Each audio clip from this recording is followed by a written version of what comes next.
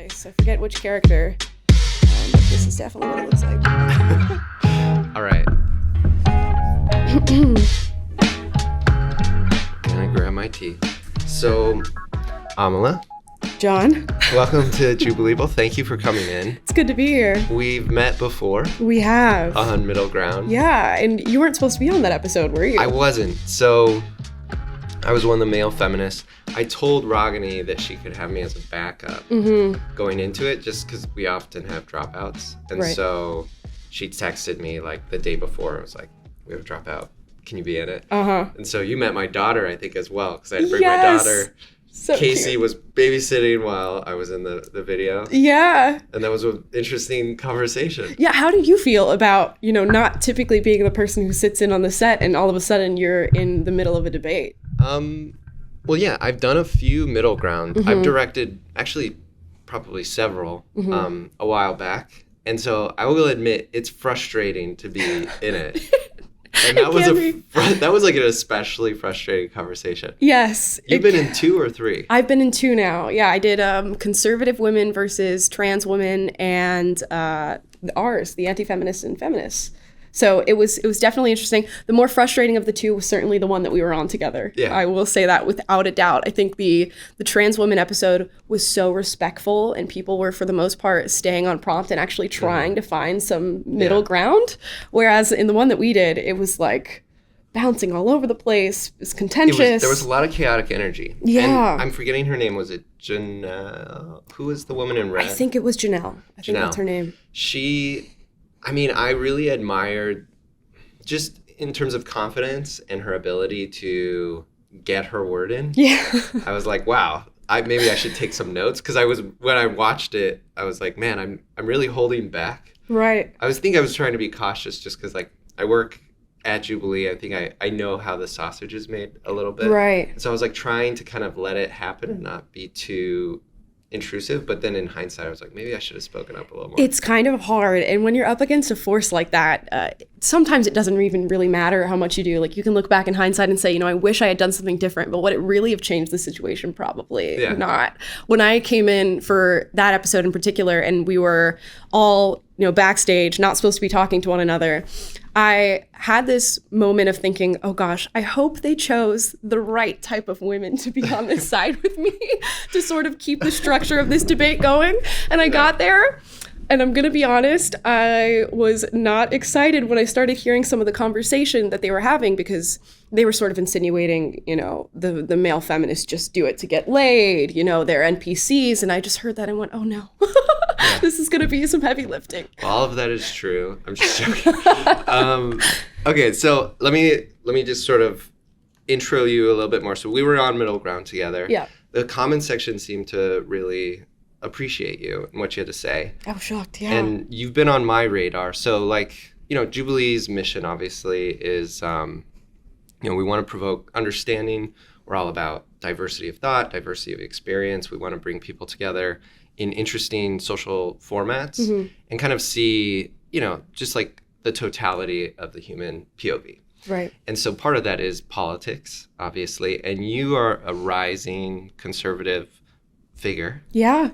Online. Say that, yeah. You just crossed 1 million subs. I did, yeah. We're That's going a lot. Insane. I think we hit 1.2 yesterday. It's just wild. That's like 200K in a few weeks. Yeah, we're hustling. So you're blowing up.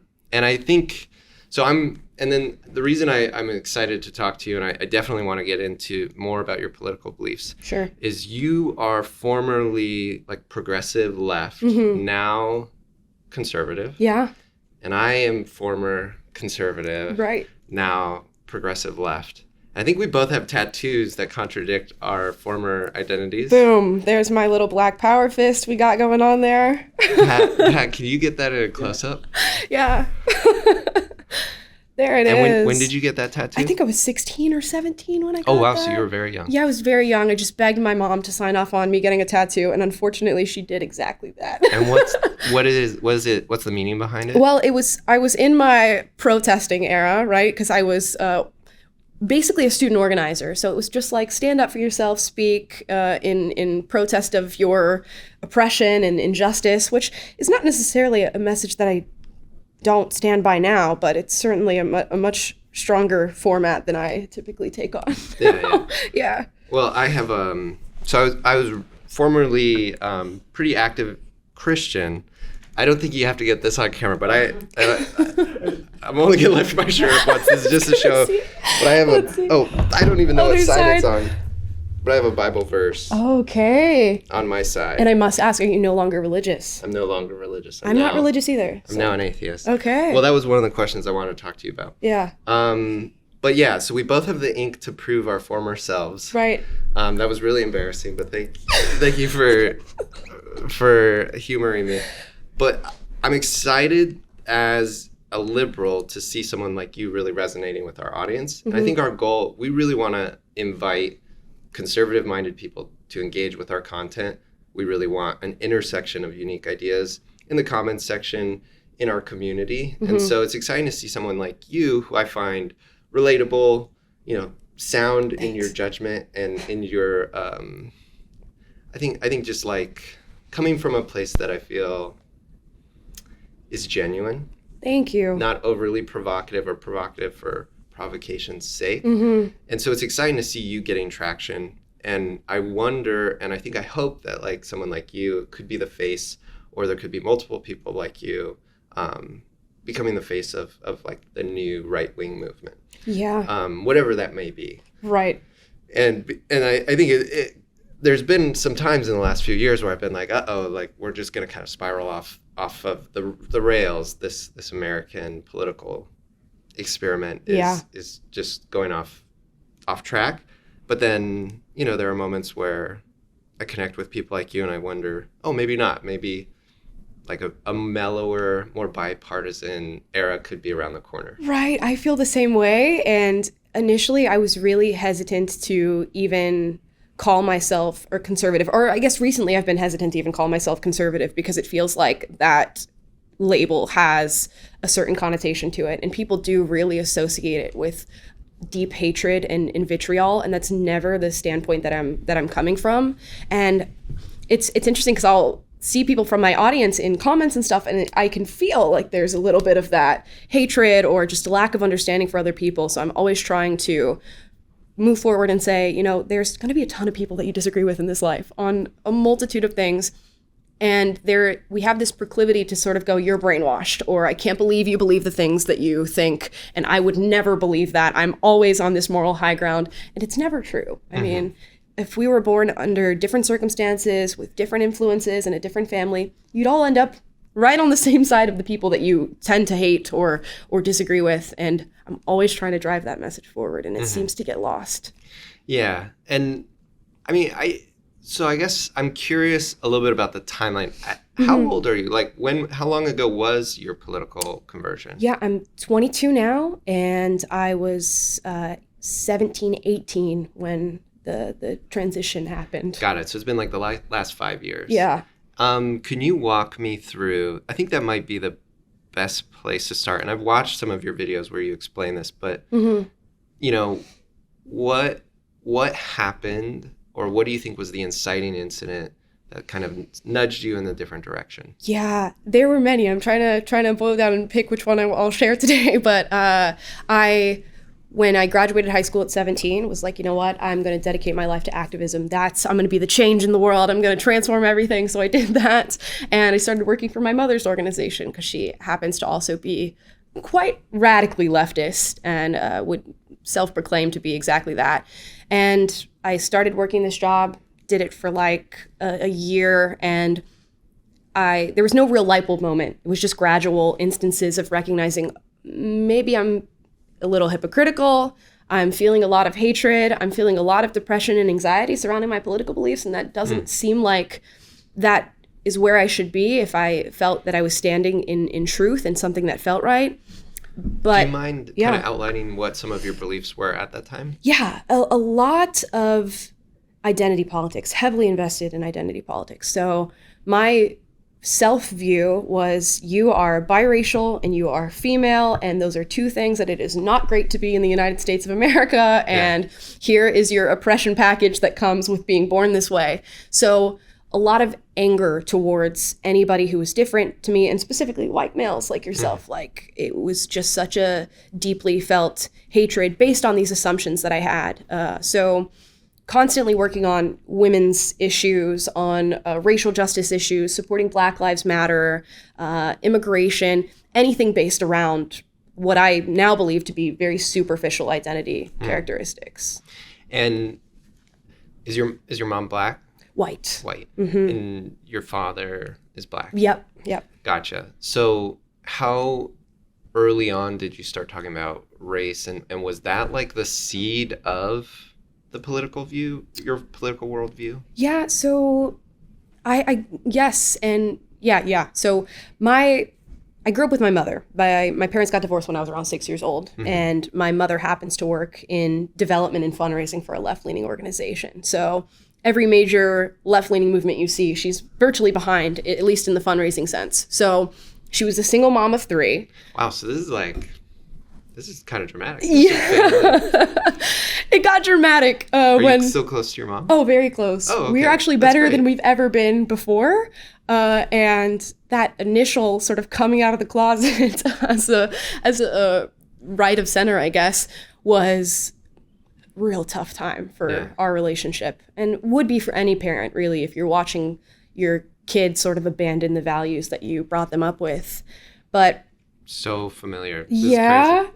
But we'll talk about that later. Yeah, we'll trade off. But I can remember, being raised by a single mom. When I had days off school, she's going to work, and it's a very warm environment, and she would bring me to work with her, and we'd go, and we'd be like using markers on posters. Little did I know those were going to be used in like protests that they were doing later that day and stuff like that. So I grew up in this environment of just left-leaning organizers who, whether they wanted to or not, were, handing their values down to me. And maybe I grew up with an expectation that not only my race and gender would affect me in this life, but that I wanted to make my mom proud in sort of standing for the things that she stood for. And that's where the seed was planted. Gotcha. And do you look back on that time now and feel a little betrayed or maybe manipulated, like you were sort of forced to believe those things? Or No, when I look back on it now, I just think my mom and everybody around her, if you have a worldview and you think you're doing the compassionate thing and you think you're fighting for all people, why would you not want to pass it down to your kids? And conservative parents do the same things. I'm sure religious parents feel the same way about it. It's never from a place of, I want to indoctrinate this child and make them a little me. It's always from this place of, I want you to be a good force on this planet. Okay, so you're coming into your more conservative identity. Trump is president? Yeah, so he's president at this point. Yep. What are your feelings about Trump? It's so interesting. As far as I've seen in your content, you mostly talk about like the cultural layer. Yes. Like what's going on with kind of like in the internet and like maybe like woke culture online. But I haven't heard you talk about maybe like the higher, like people in political offices. Yeah. How do you feel about him? When Trump was first elected, I was on the phone with my best friend at the time, who was also very left-leaning. We cried our eyes out on the phone when this man was elected. You were upset. upset. I thought this was the end of our democracy. How dare this person ever be elected? And then as I was going through this transitional moment, saw the way that media coverage was really skewed in a direction that I felt was very disingenuous. So then it sparked kind of let me look into maybe not the words that this guy is saying, because I don't agree with the words that came out of his mouth, but let me look at the policy that he's putting forward, and let me look at the actual moves that he's making as a president. And on that front, I didn't really disagree with much of what was happening. I will never stand behind his mouth. That is the issue. I think you to be a president, you have to have that sort of presidential tact about yourself, and he will never have that, I don't think. So as we approach, this upcoming election cycle, which is crazy that it's like we're a year out, a year and a half. Do you have a horse in the race? I think with what has happened over, the last cycle and the election narrative and everything like that, I don't think on the Republican ticket there is anybody who is going to be a force strong enough to beat Donald Trump. Mm-hmm. I think a lot of people are looking around and feeling not only like they were owed his presidency after what happened in the last election, but that he is the only man to be president. So even I would prefer maybe a Ron DeSantis, mm-hmm. who maybe is going to do the same thing policy-wise, but has a little bit more control over the things that he says, is a little bit more docile. Yeah. But the Republican ticket doesn't want that, and it's very angering to see these people who are, I get it, you might feel some type of way about it, but can we let it rest for the sake of just the American people and move on? Yeah. So you're maybe hoping to see, conservatism, or I guess the Republican Party, drift away from the Trump populist flavor. Yeah. Mm-hmm. Again, policy-wise, it's fine. And I think you can have another Republican president who's going to do the very same things that he did. They want his energy. And I think the presidential election has become a personality contest. Mm-hmm. And that's terrifying to me, that you can just come in with charm and charisma and schmooze your way into a position. Yeah. Was it charm, though? It was sheer force. It was charming to some people. I think, my parents love Trump. Yeah? Why is it? Why do they love him? Well, I think it has to do with... There's, a no bullshit quality to it. Mm-hmm. Or at least it appears to be that way. And I think people see that translates as authentic. Yep. I think people like the idea that all of his dirty laundry is out there. Mm-hmm. He's open about trying to cheat the tax code, within the law, pay as little taxes as possible. And he just kind of says it how it is. Mm-hmm. And I think people, they just read that as real. Yep. It was hard not to see Trump as, and I think this is where what you're reacting to, this sort of woke rage, mm-hmm. is born out of, is it just felt like such an obvious knee-jerk reaction to 8 years of Obama. Mm-hmm. And there was just, I feel an obvious racial tinge to that pushback. Interesting. Or the birtherism, it was just kind of Trump saying that Obama's not a valid citizen, mm-hmm. and it was just I think that was the original sin, or maybe the soil that maybe some of this hysteria on the left that I suspect you push back against, or that you take issue with, was born out of. And it's funny, it feels so far away. That was now coming up on 6 years ago. Right. But 6 or 7 years ago. But it still feels like that's in the air. And all the outrage that's sort of floating around on the progressive side. Yeah. It's really just outrage towards Trump, I feel like. I think he did function as a catalyst to get more people involved and more people outraged. But I will say, in seeing the work that my mom was doing, from as early as being born, wokeness has been around for a really mm-hmm. long time. I just don't think it was anywhere near as popular as it became. And yeah, I think you're totally right. When the pendulum swings in one way, another force is going to come in the opposite direction. And the issue is going to become if we can't get the pendulum to set a metric for how far it can actually go, because everything will be met with equal opposing force. Right. And that terrifies me now, because I see lots of wokeness that seems to keep growing and growing and growing and growing. And I know that normal people, for the most part, who are looking at this are going, maybe a little bit too much, slow down, guys. Yeah. Which is why you're seeing a lot of liberals sort of leaving the leftist camp, or trying not to associate with the leftist camp. So what happens when the right reacts to that, which they already are, you mm-hmm. know? Yeah. Well, before we start picking apart liberals, because I definitely want to do that, you're coming from a place, you're not super Trumpy. The mics were off, but you're not coming from a really religious POV, which I do think is very prominent with conservatives. So did you have a hard time getting accepted or finding your niche on the right? I didn't. And I think what happened was I was putting out a message, because I started really, I left politics. I left that left-leaning organization, and I thought, I'm not going to do any more politics. I don't want to fight with people anymore. I started working at a medical clinic. Not for long. Yeah, not for long. And then I started going on the internet, and specifically TikTok, and seeing a lot of just like left-leaning energy towards young people, and thinking, oh no, I don't want the same thing that happened to me to happen to other people, because I know it's going to lead down a path that's maybe not the brightest. And I thought, okay, I'll make a video about this transitional phase that I went through. And that video just like took off. And I think the reason I was so easily accepted by conservatives is, one, because I'm female, two, because I'm biracial, and they were like, you're the only person who can say the things that I'm thinking right now. You're the missing link. Right, exactly. So funnily enough, identity politics played a role in me being accepted by conservatives, because there had been this vacuum of like people wanting to say something that they couldn't say or they would get canceled for, and then I came out and just said it, No, that makes sense.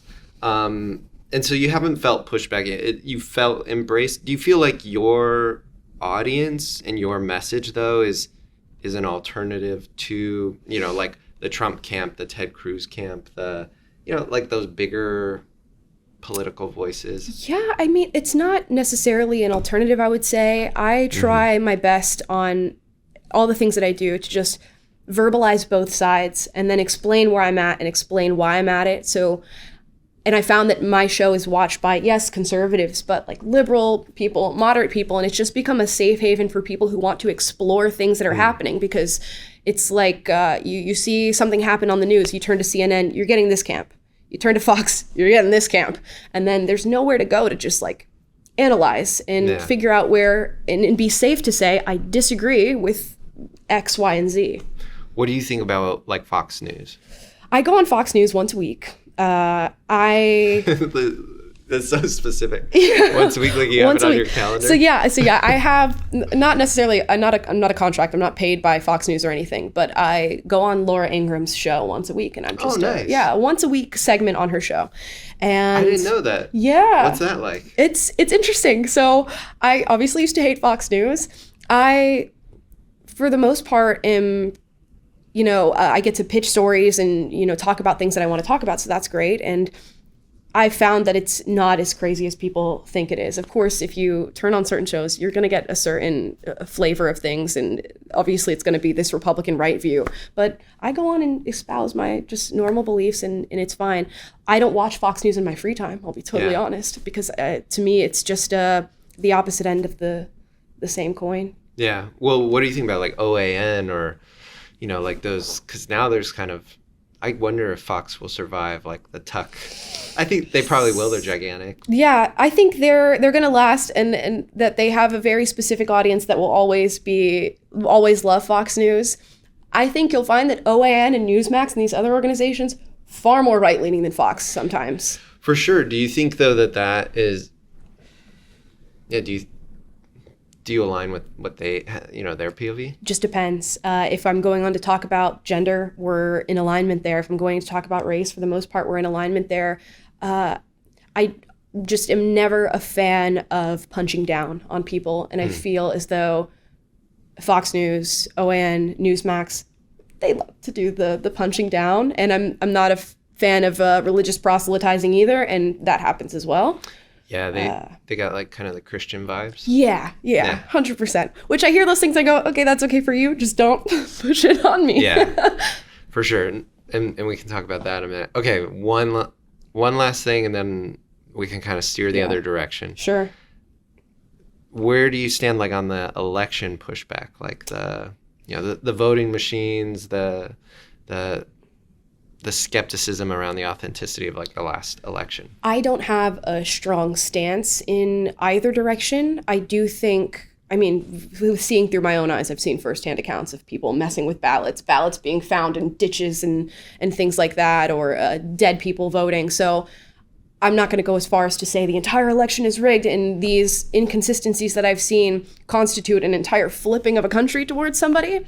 But I do think that the best move going forward is not necessarily to be angry at the people who are talking about election fraud, because they are seeing these videos with their own eyes. It's actually just going to fuel this chasm that is going to continue to grow. The best way to respond to those people is, how can we thoroughly investigate your skepticism, and lay that to rest. And I think, unfortunately, right out of the gate, it became this left versus right issue because, of course, it was drawn across left versus right lines. But it should have been something that just like, don't we all want to trust our elections? And don't we all want to get to the bottom of that? And it didn't become that. Yeah. So now I don't think that at least people on the Republican end of things are going to trust elections for a really long time. And you might disagree with them, but try to quell that skepticism. I just wonder why, and you're closer to it, so that's why I'm asking you. I'm just curious why there isn't a harder play towards moderate, like that framing, while that was going on. It doesn't really feel like Fox or any of these big conservative media outlets are interested in like steering the narrative towards de-escalation. Yeah, I would say no outlet has that in their interest. I think you could flip to either and just hear the same message but flip towards the other side.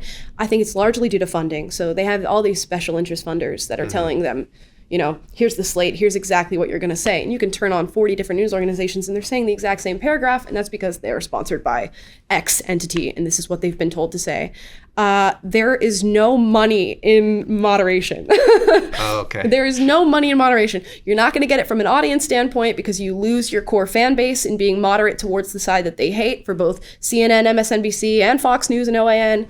And it's not interesting. It's not entertainment. So I think a lot of us look at Fox News or CNN and we blame them. We go, how dare you be a news organization that does this? But your news is a reflection of you. It's what you are watching. It's what you are taking in. So it's more so an indictment on the American people than it is on Fox News. I see. So you think the media comes from the people? Comes Sometimes. from the culture? Gotcha. Yeah. No, I mean, I agree with what you're saying about there's no money in moderation. I mean, we struggle to, I think, get sponsorships for some of our shows just because, we have this pretty open forum approach to our content.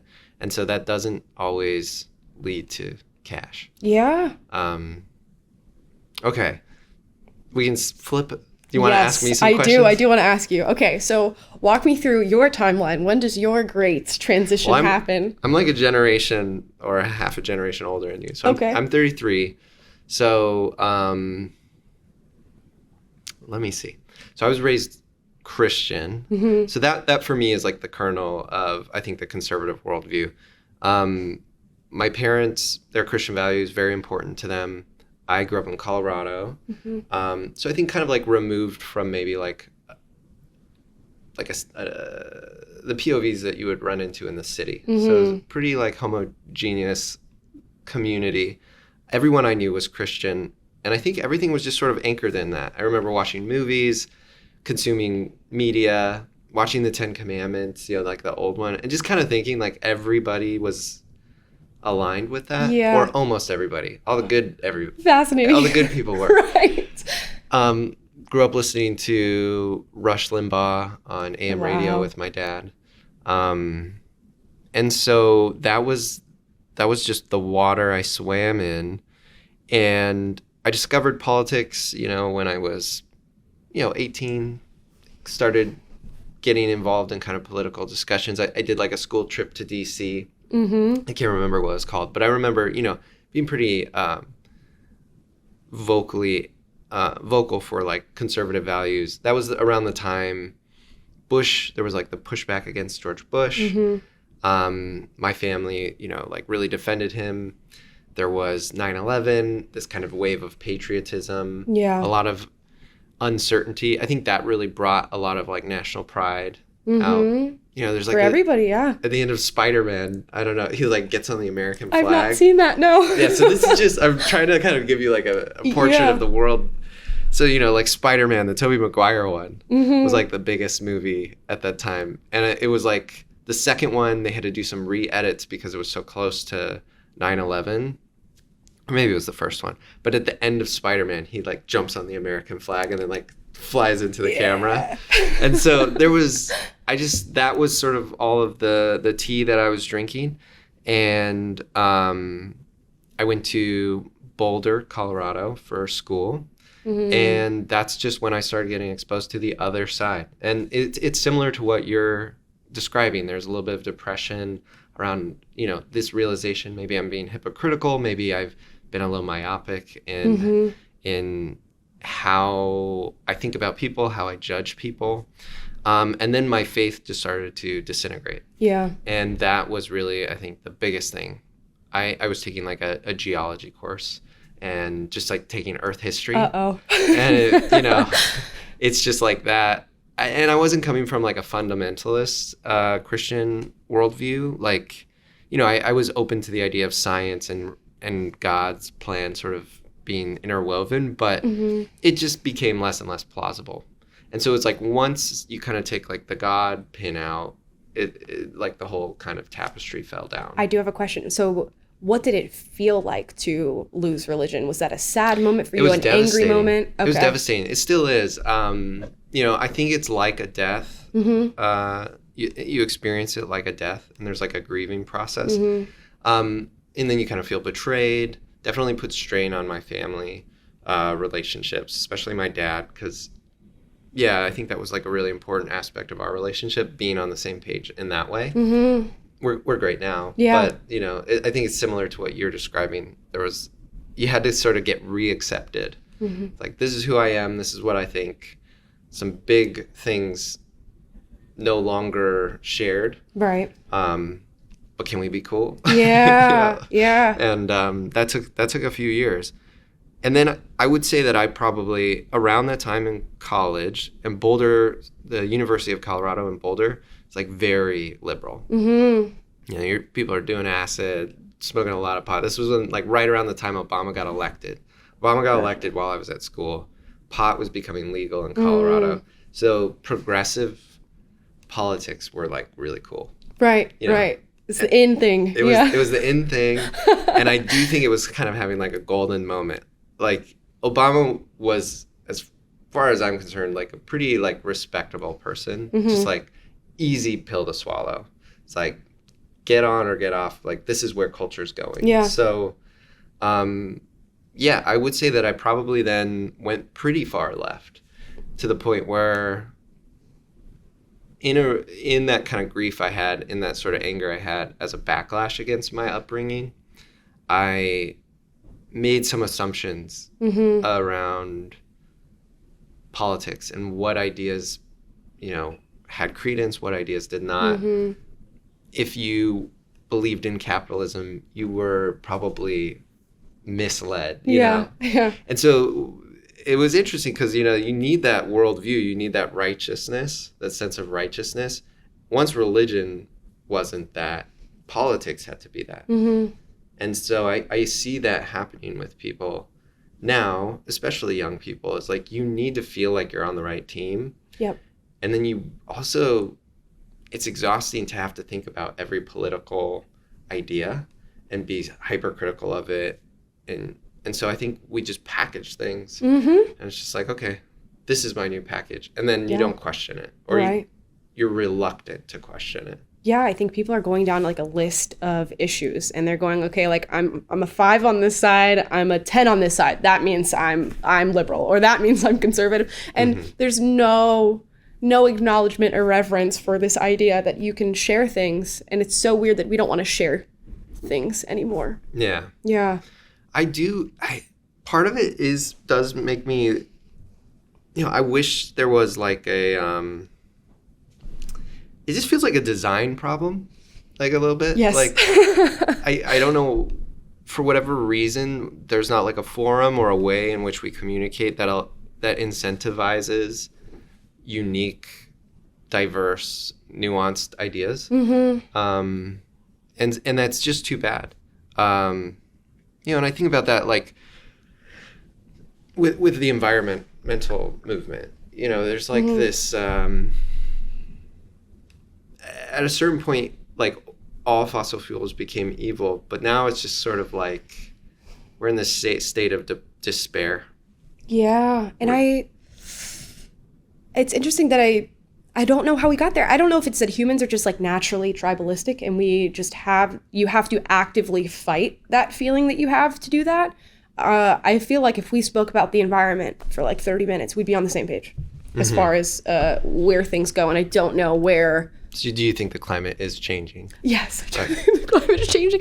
The thing is, I don't think it's catastrophic. You know, like you hear the likes of AOC. She did an interview, I think like 2 years ago, where she said, the world's going to end in 12 years and we're not going to, you know, that. And I think that maybe people on my end of the aisle see that and go, well, absolutely not. How could you believe this? And we grew up in school, and I'm sure you did too, watching Al Gore's An Inconvenient Truth, and you're like, oh, you know, Florida's gonna be underwater, and New York's not gonna survive, and Obama's endorsing this message, and then buying, you know, beach house property and stuff like that. And I think people get lost in these like little narratives, and we naturally get conspiratorial about things too. And even though we can all agree on the fundamentals of like, maybe you don't throw trash everywhere. Maybe you should limit the amount of waste you have. Maybe if you can find an alternative for your energy, that might be better for you. Yeah. We can, I think, all agree on that. Yeah. But we get lost in like, you have to accept that climate change is happening, or you're a denier, or you're this. You have to believe the broader aspect of whatever the claim is, or everything in the middle is lost. And it's very problem focused. It's not solution focused. Yes. Jason, I'm going to sound like a kiss up, but Jason, our CEO, he has like a motto called answer first. And so it's like, if you're coming to me with a problem, make sure you come with an answer. And I actually think that's pretty, it's been a really helpful framework for me, because I think when you're young, you really love calling out problems. And I think that's totally valid. And climate change was like the problem of all problems. But if you're only focused on that and convincing everybody, all you want is everybody to agree that there's a problem, that's when I think, you know, what's her name? Greta Thunberg. You get those kind of cringy, but also, like, for me, it's like, yeah, I feel that despair that I hear in your voice. I get that. But also it's just sort of this negative. It's like, this is a problem, and there's no focus on solutions. And it's like, if we're only trying to, if the argument is only about, hey, we all need to agree that this is a problem, I think you get stuck. Yep. And I think the same thing happened with like systemic racism a few years ago. It's like everyone needs to agree this is the problem. Right. And it's like that became the hill that society went to war on. I think that's a perfect diagnosis. It really is. I think if you went on an issue by issue basis and said, should we implement this policy? Should we implement this rule? For the most part, you'd find congruence among people on those things. But if you're like, can you agree with this on the basis of this broader implication of you, and it's an indictment on you and your character, then people fall off the boat, and they don't want to get behind it. I think that is solely what has happened with climate change. 100%. Yeah. Okay, so we could talk politics. We could nerd out on politics all day. Yeah. I don't want to miss the opportunity to get to know you a little bit more as a person, because that's for sure what Jubilee is interested in. And I guess I want to give you the opportunity, like, knowing me being like a liberal person, a blue-pilled male, or a male feminist, as we will package the video. Yeah. What questions, any pushback you want to throw my way? I mean, see, the interesting thing is, when I went to the Jubilee video to meet these male feminists, I was expecting to meet a more extreme version of where you were. And I think maybe based on our definitions of feminism, we might agree on that. Well, yeah, I mean, I want to know why you can't just be a feminist. Okay, so here's the thing. I think if we're talking about normal, like the grassroots beginning of feminism, where it's like men and women are equal and they deserve equal opportunity, 100% I agree. Now it's shifted into, like, here, let me think of a real world example. When Biden's picking a Supreme Court nominee, right? He promises it's going to be a black woman. Right. And that is a mark of, I'm a feminist, this is what I'm going to do for women. I wholeheartedly disagree with doing anything like that. And during our discussion, we brought up this idea of like, why aren't there more female CEOs? When feminism starts to inch into that direction, I go, oh, well, this is not something that I can get behind, because it's no longer about this idea of equality, which I feel like most leftist movements have moved from, to equity. And for me, anything that is packaged with equity, I just cannot get behind. Is that just because you think it's disingenuous? It's like, it's tokenism? Not only that, but I think it is just in many ways just a rejection of objectivity. There's a reason that there aren't as many female CEOs as male CEOs. There is a reason that race and gender should not be a factor when you are hiring for jobs. And we are in fact regressing and reverting back to what we once hated. You know, during this Jim Crow era, we fought against segregation and said, why would we separate people, or why would we give any acknowledgement to race when, judging someone's merit? And now we're saying, for the sake of equity, this should all be taken into account, and color blindness and race neutrality is wrong. You have to see my race and acknowledge my race and all of these things. So I think where feminism has gone wrong is in exactly that vein. It's no longer what it once was. So you don't think it's about equality for women? You think it's about identity? Yeah, just like an overemphasis on identity? Yeah, an overemphasis on identity, and then this massive push for equity, which is not good for anybody. It is not good to look at a job and go, because we have half of a population of females and half of a population of males, that's the way this job should be represented. And right. But do you agree that there's probably, because I agree with you. I think some people I think there's a harm that can come from being, we're going to give this role to a person who's X and Y. Yep. I think that's that can quickly go the wrong direction. Mm-hmm. But you believe that women have been disadvantaged, or do you not, in some ways? Historically, and I think the feminist movement's sort of gone out over its skis, because I'm wondering now, where are women disadvantaged? And that's a question that when you ask feminists, we didn't get into in that episode, there's not really an answer, at least in America. I mean, if you're talking about the Middle East or other countries, feminist movements are necessary and needed. I'm just wondering, I think the broader question for all movements that I have is, when do they end? When is the point where you go, I've achieved what I set out to achieve, and this movement I guess is done? People might not say they're civil rights activists anymore, even though I think we're all, or I would hope a lot of people are aligned with the results of the civil rights movement. Right, yeah. And I mean, and yet the race movements continue in America too, which I am fundamentally against, because I don't see the claims that they're making. And again, it begs the question, when does it end? And it doesn't seem to end. So you wouldn't say that systemic racism is as prevalent as people say? Do you think it exists, though, in any capacity? I think it did exist in a capacity. I think you can see racism utilized within systems. I can acknowledge that individuals can be racist, and they can use that feeling of racism in whatever system of power they are working in. But the implication of systemic racism implies to me that there's some sort of legislation or an agreement amongst these institutions that because you look the way you look, you are going to be disadvantaged, and that's going to be played out. And I think it's all about packaging. So the reason I believed in systemic racism... Just like YouTube. Yeah. I believed in systemic racism because you can look at all these different things that are happening in society and see disparities among the races, right? There's an income gap. There's a different number of people of different races who are in prison. There's a different number of people of different races who have bad outcomes in schools. Now you can look at those and go, there's a disparity here.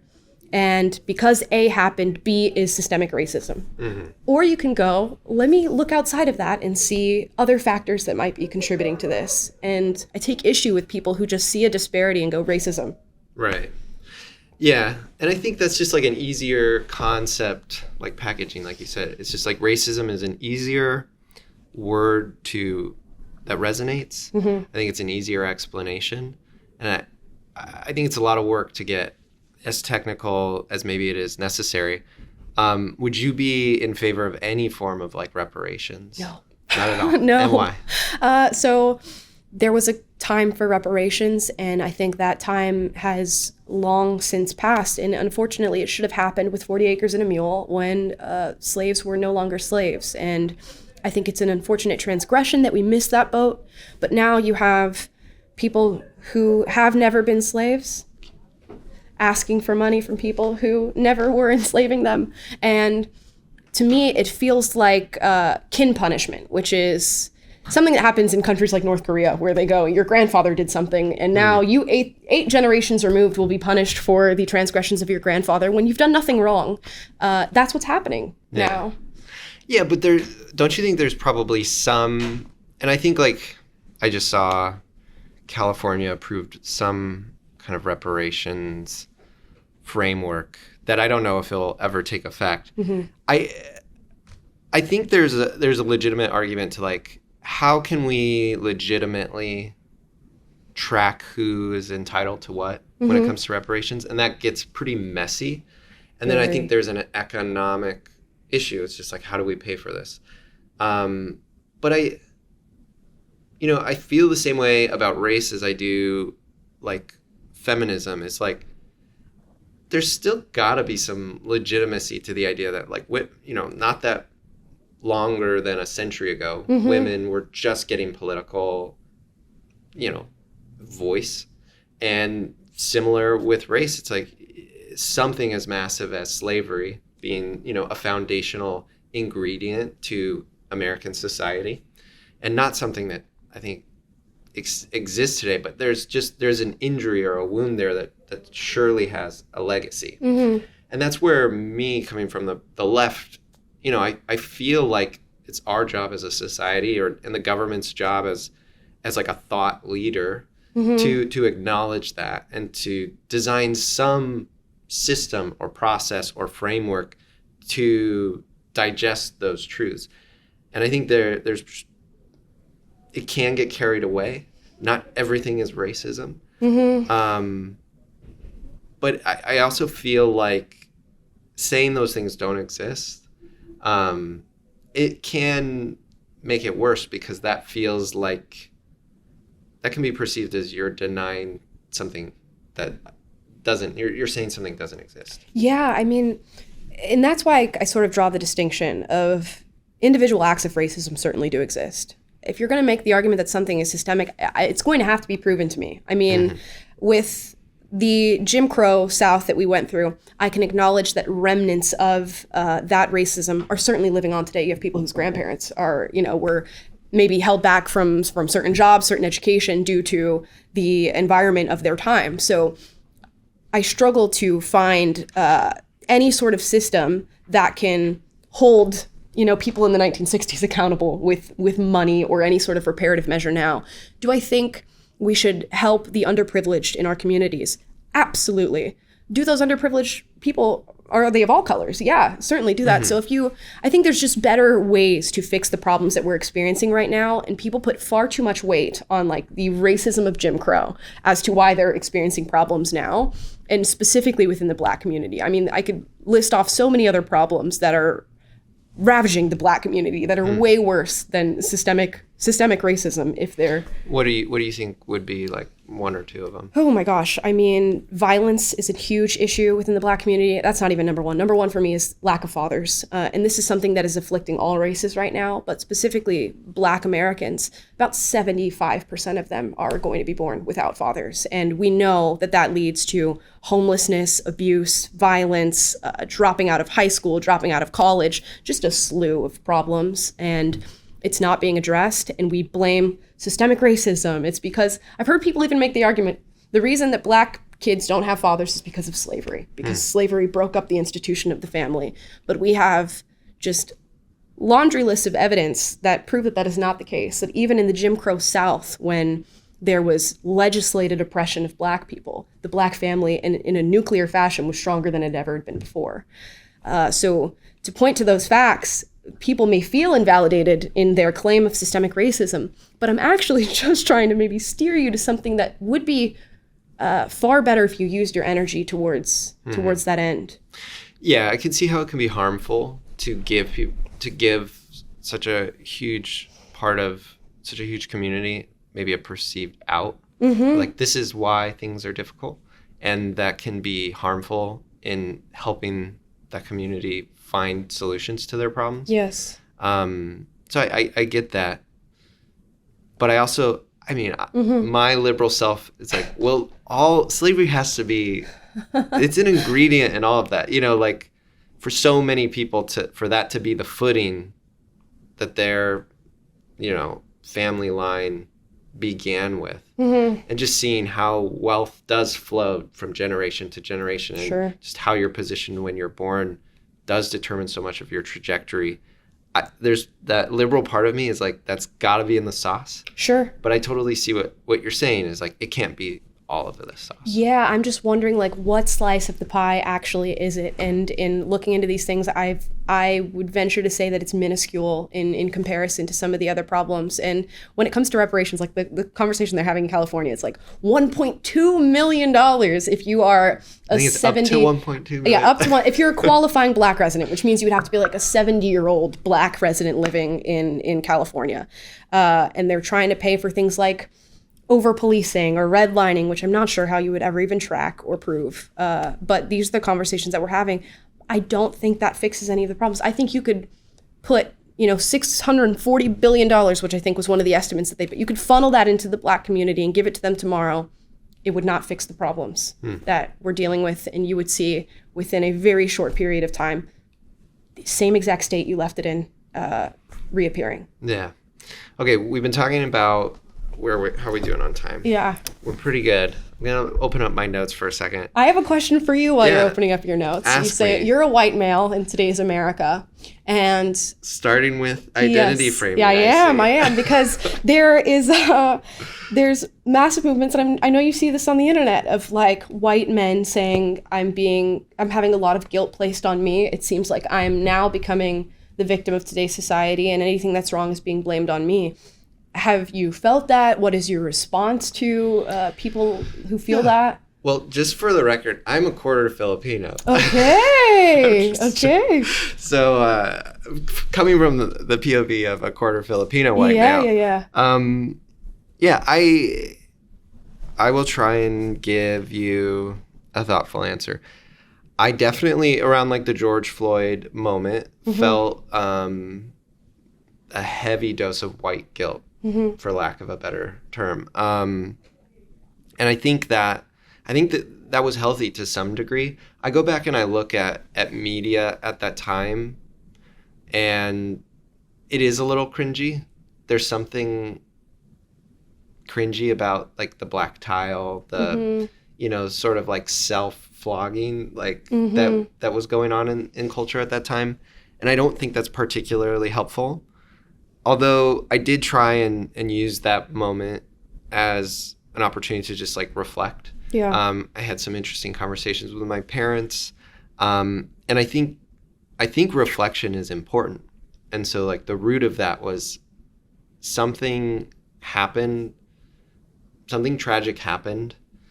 It reverberated in all of our phones and just across culture. And the response in people was, let's reflect. Let's see how I could be a part of like this larger story or this larger problem. And I thought that was healthy, and coming from a good place. And so as a white man, I guess I was open to that invitation to reflect. When there were discussions that I was a part of, like, can anybody be racist? Can people of color be racist? I do get frustrated when people try to start changing the definitions of words. I can be a pretty literal-minded person, and like I like language. I like, rather than changing the meaning of a word, let's just find a new word to express what you want. And that's something my wife has definitely like helped me with. She's a therapist, and like finding the words for emotions to describe what you're feeling can actually be pretty powerful. Yeah, and difficult too. Yeah, and it can be helpful when you have oh, that's what I was feeling. I wasn't pissed, or I wasn't just sad. I was this. And so yeah, I can't say that like I felt much of a pushback, or I felt very targeted as a white male in that cultural moment. I think there were definitely some moments where I was frustrated, or I felt like I was hearing the same story on NPR over and over, or we were kind of exhausting a talking point, or changing the meaning of words in a way that I thought could be a bad thing. But yeah, that was sort of how that landed for me. Yeah. Well, that makes sense. Yeah, it sounds like a reasonable reaction. Yeah, and I think it's very complicated because I look at some prominent white men, and it is, it's hard to separate yourself like from the Donald Trumps or the Steven Crowders of the world. And why do you think, just simply based on like the way you look, you think it's hard to separate? Or I mean, there's part of me that wants to say like, hey, white men aren't like let's not reduce all the problems to like this one scapegoat. Mm-hmm. But then there are people like that where it's like, God damn, but that one like, you can take him. Those people suck. That's funny. Okay. And I think that justifies the rage that is just getting expressed in culture where it's like, okay, maybe not all white men are evil, but God, that one white man really sucks. Yeah, I just wish we would take the white part out of it because it does sort of push forward a certain narrative. There are plenty of Black, Hispanic, Asian men who, if you talk to, would sound exactly like Steven Crowder, would sound exactly like anybody who you tend to disagree with. And the second we characterize it as like this white man says this thing or this Black woman says this thing, where if we're even talking about linguistics, what does white have to do with that sentence? It really has nothing to do with it. And it does sort of insinuate that you have a sort of narrative or characterization of a certain set of people. Yeah. Well, and there was that video, I think you might have reacted to it, but that video kind of went viral recently on YouTube.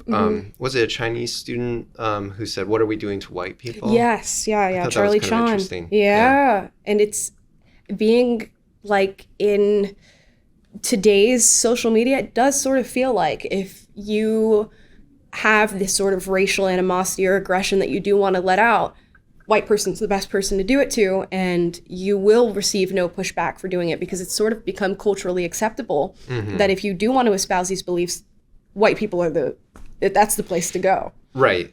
That's the joke to make. And I do it too. And yeah, I guess, do you think that, would you consider that racism? 100%. Yeah. There's these ideas of like, oh, it's there's no such thing as reverse racism. I'm like, I don't even call it reverse racism. It's just outright racism. If we're going to get down to the definition of maybe thinking a certain race is superior or inferior and vocalizing that, it's racism. It really is. And it's now we're changing the definition and saying, well, racism has to be attached to power and privilege. And I think that is just a very slick way of making racism culturally acceptable. Yeah, but the I think if somebody said, hey, there's an imbalance of how power and wealth are distributed among, different ethnicities, that would be true. Yeah. I mean, but you could look and say, Asian people, their demographic, they're some of the richest and poorest in our nation. What side are they on? Do you get to make fun of them? Do you get to, give them the short end of the stick? And you'll find these variances amongst any race. Of course, there are certain patterns, but are you going to tell a white person who's poor, maybe growing up in a trailer park with, all the other same people who are dealing with all the same problems that a poor Asian does or a poor Black person does? Are they suddenly, the beneficiary of privilege? They're not. So just to characterize a whole group and say you have power simply by being part of this group, it's false. Yeah. Okay. Well, I hope that people in our audience so far, we've been respectful. It's been good. No, this has been great. I think a lot of what you're saying will resonate, or at least I hope it does, with people who are watching and people in our audience. It's exciting. I'm hopeful that more people with opinions like yourself, are going to kind of start emerging. But I guess I'm curious, are you hopeful for political discourse? What do you think the next 4 years are going to be like? Oh, gosh. I would love if, we went to Fox News and conversations like this were happening. Yeah. I don't think they're going to. I don't think so either. Yeah. I don't think Where conversations. I am in two sort of thoughts circulating in my brain. Sometimes I think people need to feel and like bear the brunt of their bad ideas before it really gets bad. And sometimes that involves hitting rock bottom. I don't know what rock bottom looks like for us. So there's an element of that I think might happen in this country, and where we're just pushed to the furthest end of both pendulums. And the other side of me says, I think there's going to be a massive movement within the coming years of really rational people who have been quiet saying enough. Like, I can't deal with it. And maybe it will happen within Gen Z too, because it's a younger generation who are sort of like looking up and watching these two parents yelling at each other and watching them go through a divorce. That's totally true. That's a good analogy. Yeah, and sort of going, oh, I'm abandoning this whole system and saying I don't want to deal with this anymore. So maybe that's what happens. Yeah. It feels like we might have hit rock bottom. Yeah, do you? You think so? January 6th felt like rock bottom. Did it? You know, it's so funny because we didn't get into January 6th, but I don't see it as the biggest of deals that people right. see it as. I think I wouldn't even call it equivalent. You watched too much of the Tucker Carlson edit.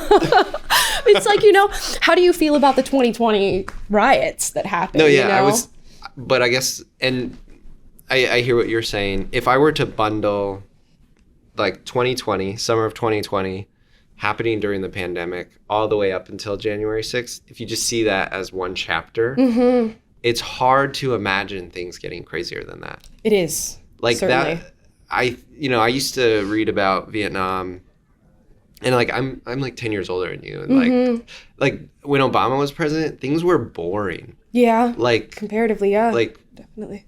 It felt like nothing was happening. And I used to read about like Vietnam and be like, oh my God, I can't believe, that American politics were as divisive and, something as crazy as the Vietnam War could have happened. And then I experienced the last 5 years. Yeah. I was like, oh shit. So there's part of me that's like, maybe that was the worst for this season. Maybe that was the winter, but I don't know. Yeah, so I work at PragerU, and Dennis Prager founded this organization. He has this saying, because he gets asked all the time, are you an optimist or are you a pessimist? And he says, there's no point in being either. You just have to do what you have to do. And you have to wake up every morning and live your life and live it in whatever way you think is best for the world. So he doesn't tend to bother himself with optimism or pessimism because, I guess the optimist thinks things are going to be fine and does nothing. The pessimist thinks things are going to get worse and does nothing. Yeah. And I just think it's interesting what he's doing. He's really building... He's trying to build kind of like a digital media empire from the conservative POV. You're a part of that. What does it feel like to be a part of that? It's not that different than what Jubilee's doing. I think Jubilee's got a different mission. Right. But what does it feel to be a part of that ship that's getting built? It's really interesting to like watch it grow and watch the different directions that people go into. I think I've been a very maybe different force at PragerU, because when I talk to people who are familiar with PragerU, they're like, oh, that's like an alt-right Christian organization. Right. And I don't characterize myself as being either of those things. So I think it's sort of in flux, and I think it's always going to be that place to go if you just want to find the very foundation of conservative belief. But I think it's shifting and changing. We're getting like new personalities who are representing different camps and maybe stronger camps than my own, but I don't know. It's just an ever-changing force that's constantly going to be a reflection of the conversations we're having in this country. Yeah. And then just when it comes to conservative, I'll admit, I used to have my assumptions about Prager. Sure. As anybody would. Like, who? Well, first of all, your content's getting better. The Prager content's getting better. Yeah. And like I saw your podcast, and I was like, okay, they've got like personalities. Yeah. And then, it's not all like, not everybody's saying the same thing. Right. What do you think of the state of just conservative media? There's like been a lot of drama. Oh gosh. So much infighting and just like well, there's the Candace Owens, Steven Crowder. Yeah. I like actually just love tracking the drama on the conservative I side. do. I don't really talk about it, but I do watch the different fights that like people get into in the back and forth. I think with anything, I don't want to like say anything too harsh or anything, but sometimes you just have people who are trying to build audiences. Right. And they may believe what they say, they may not believe what they say, and there's a little bit of like ego that gets in your brain when a ton of people want to hear what you have to say and watch you. And I think that's where a lot of the fighting sparks from. It's all like this ego-based back and forth. And I don't follow a lot of left-leaning personalities. Like, I don't know what your equivalents would be. Probably like Hassan, maybe Destiny. Hassan and Destiny, I think we're interested in getting both of them in a middle ground. My goal, my personal goal is I want middle ground or spectrum. Like, I would love for you guys to just all duke it out in our formats. Yeah. I think everybody could benefit from it. I would love a generation that got to see their favorite political thinkers actually defend themselves instead of just preaching to the choir. Yeah. I think that gets really boring. I think Rush Limbaugh probably did that better than anybody, and let's just like leave it at that. Right. I like the arena. Me too. And I don't think I'm great in it, but I think I would love to see some of these people. You did great. I would love to see, Hassan and Ben Shapiro. So Ben, there's no way you're probably watching this, but if you, right. People in the comments, please get this guy to be on middle ground. Yeah, but I would say there's got to be just as much infighting on the left end of things, right? I just imagine there's just as much drama. I don't feel like liberals have formed a coherent voice in media as much as conservatives. Like, for whatever reason, I feel the same way about liberal political TV that I do about Christian music.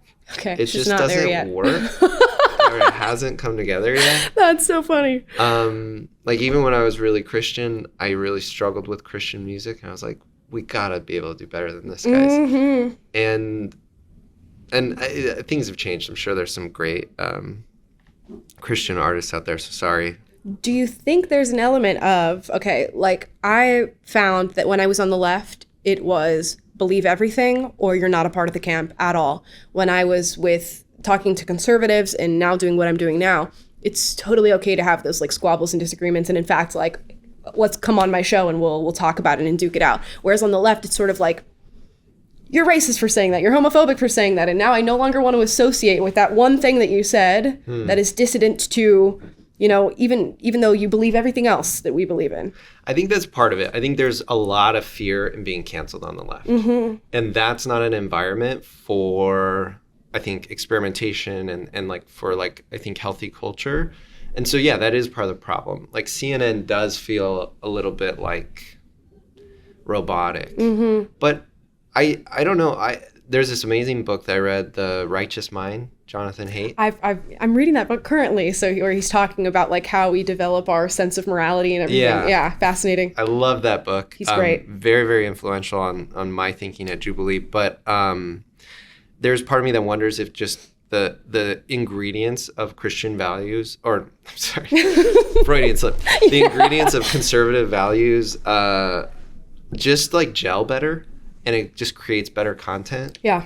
I would be curious what it would be like if you went on Fox and like pushed back on, like Christian talking points when they came up. I've yet to have, they're very good at picking the proper people for the things that they want to talk about. Yeah, machine. As is any news organization. So I've never even had a moment like that happen, but I'm so willing to entertain it.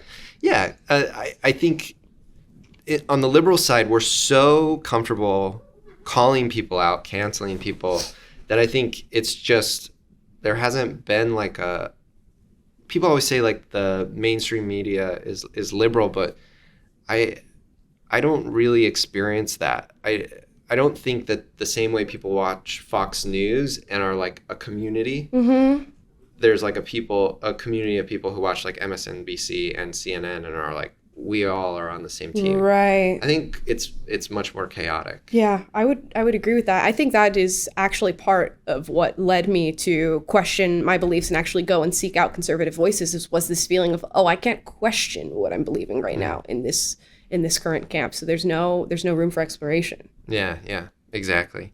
Do you like Steven Crowder? No. I don't know if I'm allowed to say that. Cut that out.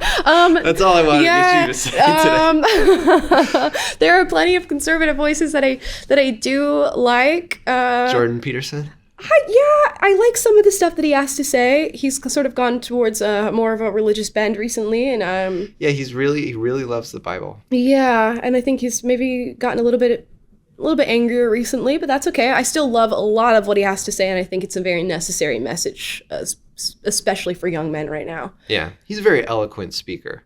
His ability to use language, sometimes in meandering ways. Yes. It is undeniably impressive. Yeah. Who's like one of your favorite, who's one of the biggest influences on the way you think? Thomas Sowell. Thomas Sowell, I have no idea who that is. So he is in his 90s now. I believe he's like 94 years old, but he is a renowned economist. And he wrote a series of books just studying different narratives that were being spun. If I could recommend some, Discrimination and Disparities is a great book, especially if you are thinking about like race-conscious thought and what systemic racism looks like. He writes in depth about that. And he just explores all of these issues through the mind of an economist and does like very detailed studies where he's searching for answers to some of the major issues that people have. And just so happens that he dispels a lot of, I think, the myths that we believe right now, but he's a very just blunt, straightforward, in his 90s guy. Is just like, I did the research, here's what I found, and here's what it says. Yeah. Okay. I know we've been going for a while, so I have 3 more questions. Okay. To our liberals, to our young liberal thinkers in the audience, what would your message be to them? Yeah. I understand you. I 100% understand you. And where you're going to meet a lot of people who say they don't understand why you believe what you believe, or, you know, how crazy it is or whatever. I can understand with everything that's being seen, with how the current climate is, why you believe what you believe. If you are willing to challenge your beliefs and listen to somebody different, please go out and do it. And, you know, if you listen to them and you disagree, your views will be stronger held and you'll have stronger convictions. If you listen and you start agreeing with them, guess what? You've inched closer to, you know, finding out who you are. So that's my advice. And then to conservatives out there, why should they watch more Jubilee? Conservatives should watch more Jubilee just to meet new people and understand why they are where they're at. I think one of the major things all of our political discourse is missing right now is just empathy and understanding. Like, we have no compassion for each other on both ends. And if you can explore that and start to love people who disagree with you, you're going to be so much better off. And then my last thing is, you know, you've been on our show twice. What can we do better? What can you do better? Don't let people get off topic so much. Corral. Ragini, you're going to have to moderate Ragini, middle ground. I love you, girl. You have fantastic style. I love your energy. Just like mediate them and force them to stay on topic. Yeah, that one was tough. That one was just tough. The trans one was great, and Ragini did that one too. So yeah, she's the best. She does have a good energy. She is the best. Well, we have some exciting episodes that she's working on, and we are thinking of ways to do middle ground better. Because I think what's funny about it is, like, there's this, people have this sense when they watch Middle Ground that we're like this really organized company. Oh, yeah. Like this big company that really knows what it's doing and we have access. But when I've been making Middle Grounds and like we just feel like people who decided to try it and who have no idea. Like, it's like the same way if I like went up to just any random person on the street and was like, can you try and figure out how to get liberals and conservatives to have a conversation? They would probably know as much as we know about how to do it. Like, this isn't something we're experts at. I think the only difference is we're just actually doing it. Right, which so many people are scared to do, or like they just don't have the access to be able to do it. And I think it's so great. I think like your show could be expanded upon so much further because people are just like aching to watch people actually duke it out on these issues. Yeah. Yeah. I'm all ears if you want to throw any more criticisms. No. What was this? I think when I rewatch the episode, because I react to it on my show, it's just like, oh, I never got an answer to that question. So I wish there was somebody to be like, wait a second, you didn't quite answer what it is she just said there. Could we get it, at least for the edit, get some sort of answer, and actually like getting down to the bottom of what each side is saying and allowing just ample response to direct claims that are being made. Because so often it's like, oh, well, I don't believe that particular thing, or you just said this, and you just never get the answer back. Yeah. Yeah. No, it's true. It gets lost. And it's like, that's part of it, though. Like, the human ability to just lose focus. It's like part of what's interesting. It is. Because like I feel like Jubilee, we're documenting people's beliefs and ideas, but we're also just documenting human behavior. Right. And so that some of that chaos, I think, is part of the show. Yeah. But I agree with you. I think like figuring out a way to align intention, get a layer deeper. Yeah. I think that's where we all want to go. But other than that, everything's great. I mean, I would do it a million times over. I've had a great experience every single time. I've been on middle ground. We'll keep hitting you up. Do you have criticism for me? You've watched some of my show now. I think my only ask of you is just as somebody who's consumed a lot of conservative media. Yeah. I would just encourage you to be a distinct voice, to differentiate yourself. Because I think that was I do have this fear that there's this sort of like Christian fascist, like this is God's country, these are our values, we should all have a bunch of guns. Like that is the flavor of conservatism that scares me. I don't get that sense from you. I feel like you're very intellectually honest and you're coming at your opinions in a distinct way. I would encourage you to, differentiate yourself from the group. Like, that's fair. Let's have someone like you be the prominent voice instead of Steven Crowder. That would be great. Thank you. That's so nice. So yeah, I look forward to seeing, your audience is quickly growing. Yeah. I'm curious where Prager will go. I hope we can keep things, keep collaborating the way we have. 100%. I'll get Brett Cooper on here. Yeah. Just tell everybody that we don't bite. Yeah, 100%. Well, thanks for coming on, Amala. Thanks for having me. It's been great. All right. Thanks, Pat. Bye.